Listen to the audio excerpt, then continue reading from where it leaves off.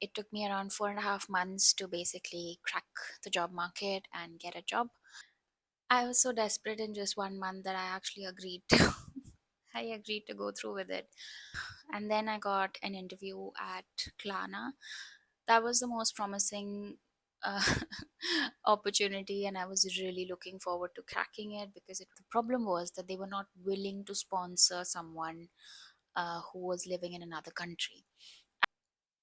I see a lot of people be like, don't just apply for any role, but do it, especially the ones that are easier to apply to.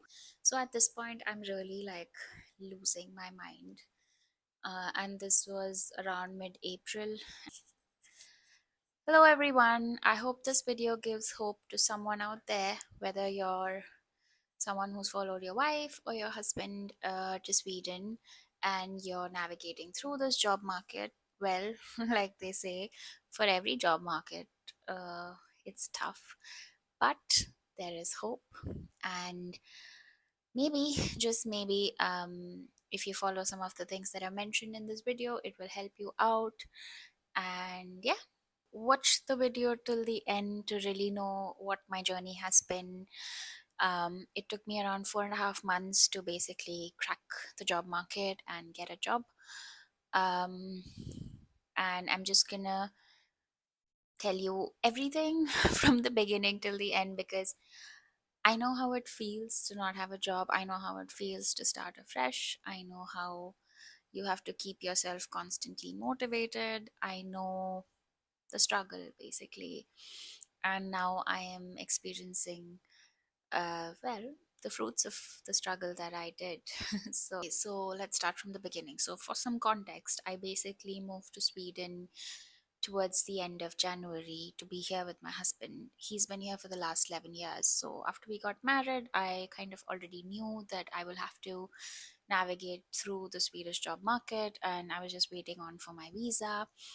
While all of that was unraveling, I was obviously already applying for jobs in Sweden because I knew that, well, the end goal is going to be to come here and, start working again. So, back in India, I did have a really good job. I worked for LinkedIn and I worked there for a really long time, for over 7 years.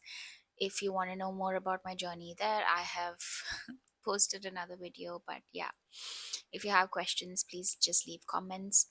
Um, I had a good career, but of course, I was also looking out for something that was more challenging and, something where I could potentially grow more. And since I anyway had to pivot, I just held on to the time until I had to physically be here in Sweden. So while I was applying for jobs from Sweden, so one of the things that I experienced as a challenge was because I'm from a non tech background. Um, they are not very willing to sponsor your visa, so I did apply for roles at H&M and other companies here while I was still at India, but the problem was that they were not willing to sponsor someone who was living in another country. And I think it's just supply demand because, well, they already have people here in the Swedish job market who, are available to take up these jobs, so they don't really have to sponsor someone's visa in India. You know what I mean? But they do sponsor visas for engineering roles because, well, again, supply demand. So there is more demand for those kind of jobs and they are not getting relevant candidates here, so they do end up, recruiting directly from other countries. um so as soon as I came here, I already had a game plan. So my plan was that I'm gonna keep on posting videos on YouTube, which I did not do. I think after January, I think the last video I posted would have been in February, but pretty much after that, I was MIA from YouTube. But I did start creating a lot of content on Instagram and on TikTok. You can follow me on both my accounts. I'll put it down in the description. But the whole idea was that I knew that if I am idle or if I am not having a routine of sorts, that it's going to make me mental, quite literally. Because it's just that it's just ingrained in me, right? So I've just known to be working. I mean, I've just known to work, work, work, work, work. So it's difficult to kind of, get out of that mindset and then just be here in a new country, and then you're also experiencing all these new things. Um, you're experiencing the new culture, the new norms, the new rules, the new language, the new people, the faces. It's a lot to take in. I mean, of course, I did not give myself grace to go through that, but it was quite an experience. So you're going through all this, and so if you lack the routine as well, it does affect you in different ways that you probably wouldn't experience otherwise if you're in your hometown and you're looking for a job, right? So I wanted to basically have like a set plan so that I'm not down in the dumps mentally. So I already knew, okay, once I reach Sweden, I'm going to continue creating content. That is something that I just like doing. So it's not something that, you know, was supposed to be hectic or anything. It was just for fun. And it was also me building my portfolio, showing my editing skills, my storytelling. Well, yeah, just basically also understanding the algorithm on TikTok and stuff, um, which really did help. I also started applying for content creator roles because, yeah, I mean, I'm open to that even now because I just enjoy creating content and thinking creatively about stuff like that on social media. So this was going on up until the month of March, and I basically started applying for jobs, like really, really applying for jobs seriously, um, within a week of landing in Sweden. So you could say that by literally the end of January, I was already like, I had my resume up to date. I had basically, um, made sure that it is ATS friendly, made sure that it had all my achievements with all the impact, the numbers, and everything. And I was applying for roles rigorously.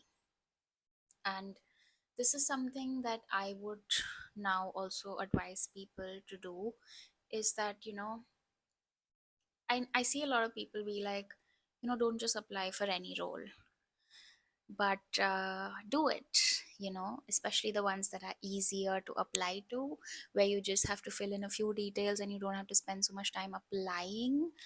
Just apply, because the volume, it's basically like you apply for 500 jobs and then you get like maybe 5 interviews, and that is just the reality of it. So if you keep like a target, you definitely apply for relevant jobs, at least 20, 30, whatever, how many ever. Some days are good, some days are bad. Some days you'll have a lot of relevant job alerts on your LinkedIn or wherever. I basically searched obviously for jobs on LinkedIn. I also use Glassdoor. I yeah, basically prefer to just go to the company's career website and look for jobs in the companies that I'm aiming to get a job at. And yeah, just do it. Like, don't listen to all these tips on Instagram. Just apply for jobs, because you never know what will click for you. And unless you go for that interview and you're really, you get to interact with the team, with the hiring manager, you will really not know what the role is all about. Of course, yeah, the job description is very descriptive, but yeah, you know it's worth a shot, I would say, to just apply and see where things lead, provided even like it matches, what you want, say even like 50%. So yeah, I applied for jobs rigorously every single day. Um, and I noticed something really interesting in the Swedish job market, which I have not heard of. What, Nala? Down, down, down, down, down, down. Yes. Ah, down, down. Okay, Nala wanted to join the video as well. Say hi, Nala. She's just a little baby. Hmm. Okay, so one thing that sort of noticed that was really interesting about the Swedish job market was that there are so many unpaid internships. That was one of the first things that I got an interview for. And I was so desperate in just 1 month that I actually agreed to I agreed to go through with it. So it was basically for this company where they wanted me to help with their LinkedIn page, and they wanted me to create content for their seminars and to do a bunch of stuff like create videos, create lessons, and it was a lot of work. But they said that it's just like 15 hours a week. Everything was great. The recruiter was really sweet, and I was actually willing to go ahead and do that because I know LinkedIn like the back of my hand, and I love creating content. I've done a lot of training stuff already, so I knew that I could do it and I could do it really well. But when I got the email with their contract, it really threw me off because it was so legalistic. And I was like, if this is so legalistic for something that's unpaid, it just like it discouraged me. It was almost like a red flag. I was like, no, I don't want to do this. And I just politely declined then to go ahead with this unpaid internship. And following that, I got another unpaid internship interview, and well, they offered me the job, but again, super legalistic. I wasn't impressed with the company, to be very frank, and I felt like even if it's unpaid, I do need to be able to learn something because I mean, if it's just about work, I have enough to do. I mean, there's housework, there's self work, there's just work as an adult that you anyway have to do to exist. So I don't need something that's just going to be me spending 15 hours a week or whatever, 20 hours a week. And so that was again disappointing. And then I got an interview at Klarna.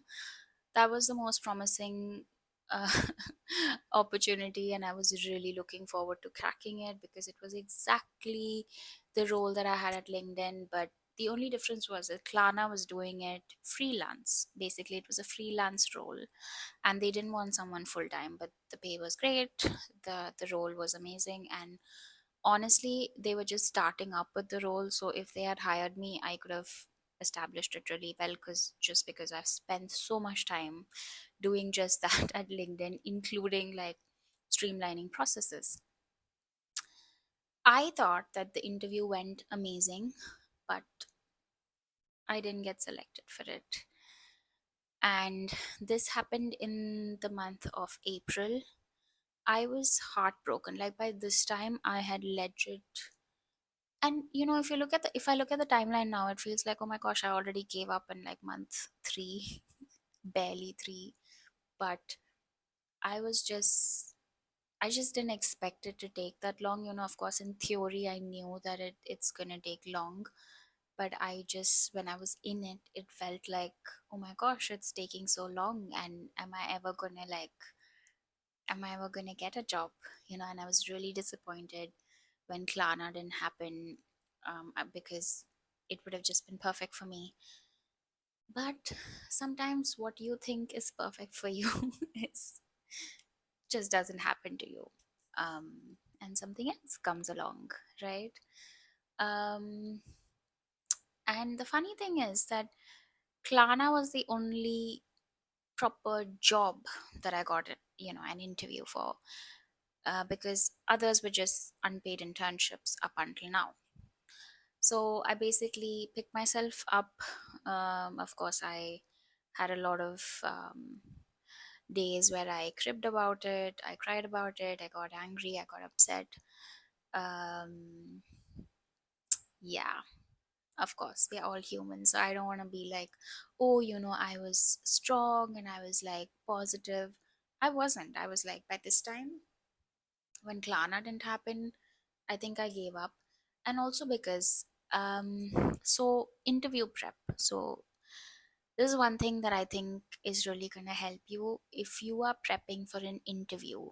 So the way I like to get into interview prep is, of course, I read up about the company, I go into their website, basically click everything on it, read everything, watch a few videos maybe. Um, and one of the things that I really, make sure that I do is a mock interview.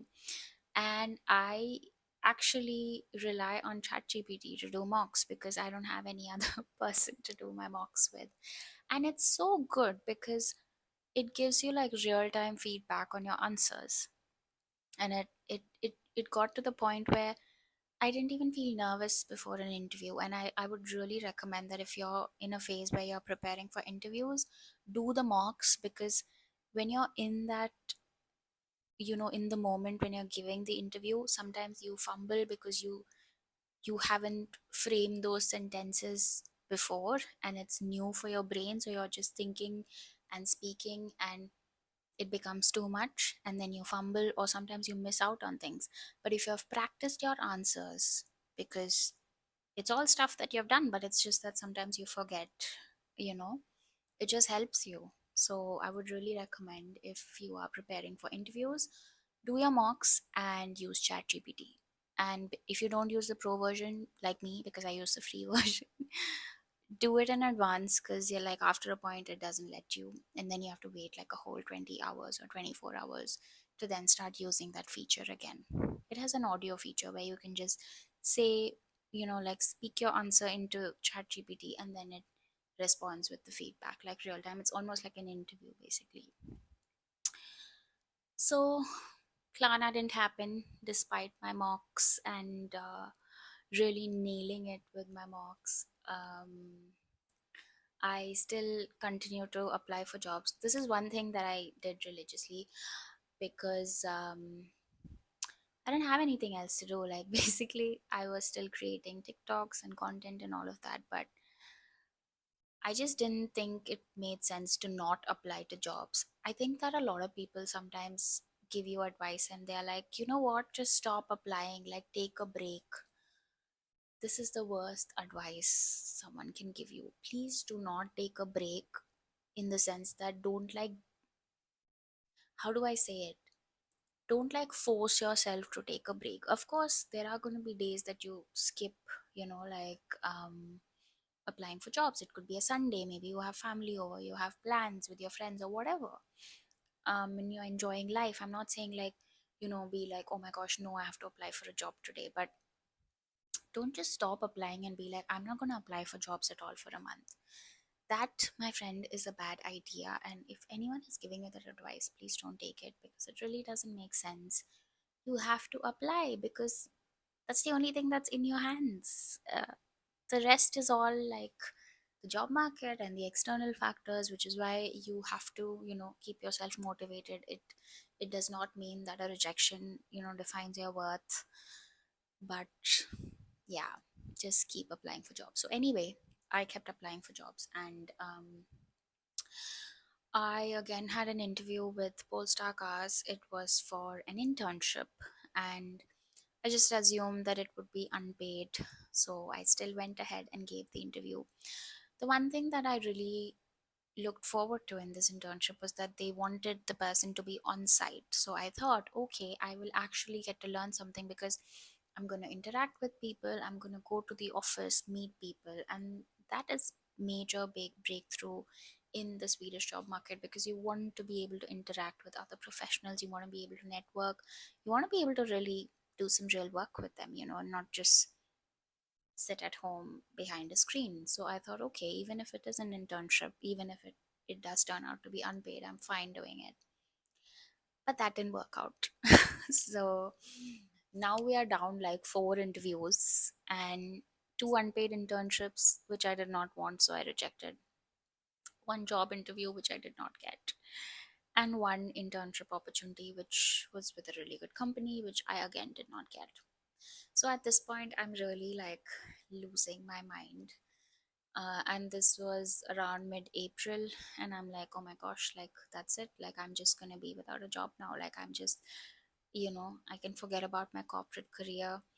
And I was missing all the fancy coffees I had at LinkedIn in the office. You know, all those videos and reels and memes that you see about people working at Microsoft, Google, LinkedIn. Yeah, that's pretty much how we work because work is fun as well. um, Probably it is very different as a concept, of course, because you in a traditional Indian company, you think that you work from morning till evening. But yeah, anyway, I was basically just thinking that was this decision even like worth it, like, because I was just thinking that I left a really comfortable job and I'm here in a new country. Was it really like a wise decision to make?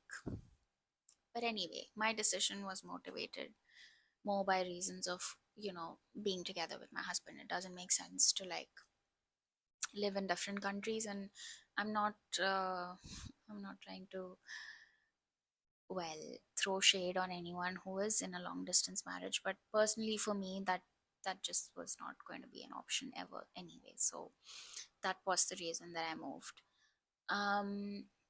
Yeah, so moving on, still applying for jobs middle of April, and now things start moving, and I actually have an interview with Polestar again for an internship. And the role is looking good because it says community management.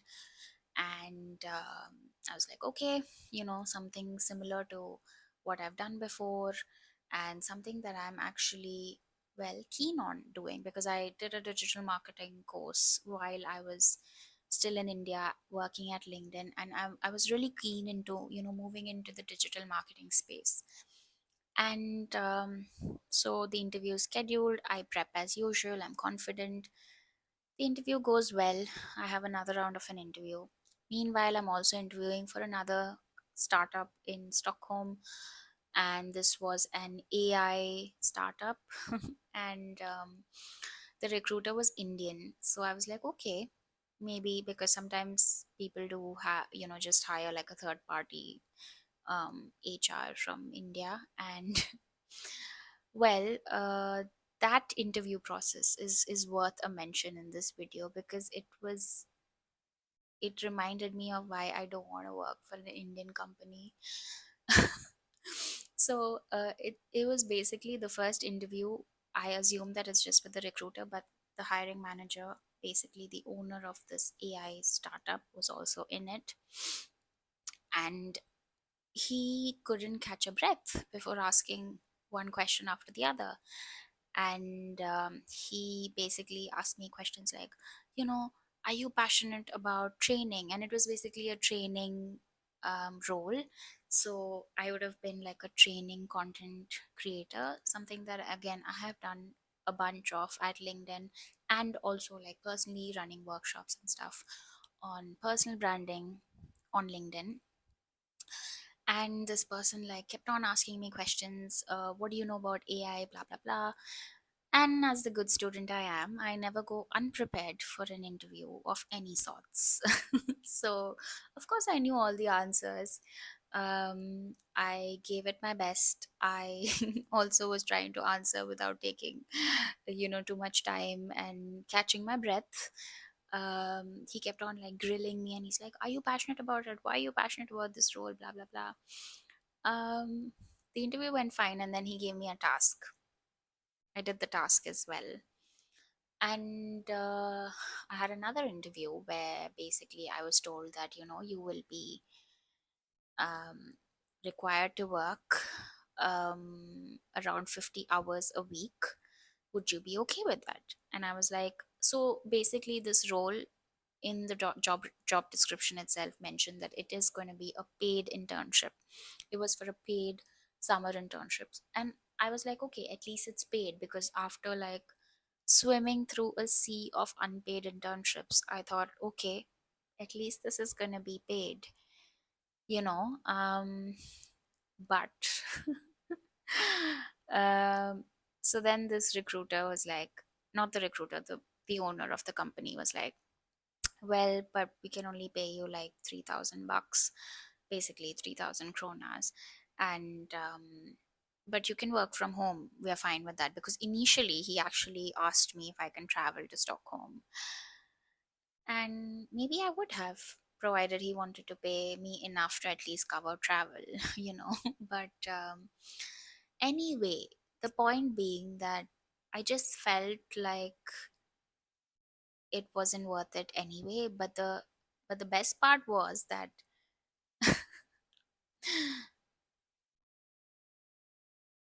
um okay, I sorry, I just blanked out in the middle. But the best part was that not only did they reject me, but they were like, you know what? It would be completely fine by us if you want to join us as a voluntary intern and still work unpaid with us, because you're going to get like tons of experience. Me, with my 8 years of experience, I was just like, wow, like I'm okay like being rejected, but like to to be rejected and then still be offered the job to be done unpaid is pretty ridiculous. I was deeply offended. Uh, and wait, let me see. Did I? Okay, I got the timeline wrong. So basically, yeah. So the second interview happened for the AI creator, content creator role, and meanwhile, I'd also given the second interview for the Polestar community management role.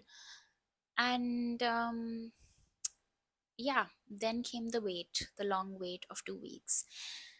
And yeah, after 2 weeks, I get a call from Polestar. Basically, my manager called me and she offered me the role. And this, to my surprise, was not an unpaid internship. It it was a paid internship. And so there is a difference in getting an internship directly with a company and getting an internship through JobSprangit.